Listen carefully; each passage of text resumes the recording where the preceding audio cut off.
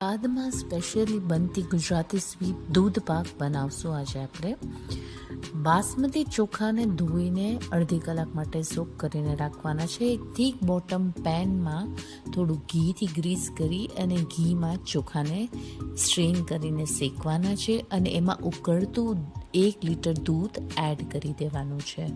હવે એક આપણે થીક રીચ બનાવવા માટે પેસ્ટ બનાવીએ છીએ, જેના માટે કાજુ, બદામ, મિલ્ક પાવડર અને સાકરને ક્રશ કરી દીધા છે. સાથે એલચી પાવડર નાખી દીધો છે અને ઠંડા દૂધમાં પેસ્ટને ઉગાડી દીધી છે. ચોખા ચડી જાય પછી આ પેસ્ટને આમાં એડ કરી દેવાની છે. પછી તેમાં ચારોળી, કાજુ, બદામ, પિસ્તાની કતરણ અને જાયફળનો પાવડર એડ કરી દેવાનો છે. તમે જોઈ શકો છો ખૂબ જ ટેમ્પટિંગ અને ખૂબ જ સરસ એવો દૂધ પાક શ્રાદ્ધ માટે રેડી થઈ ગયો છે.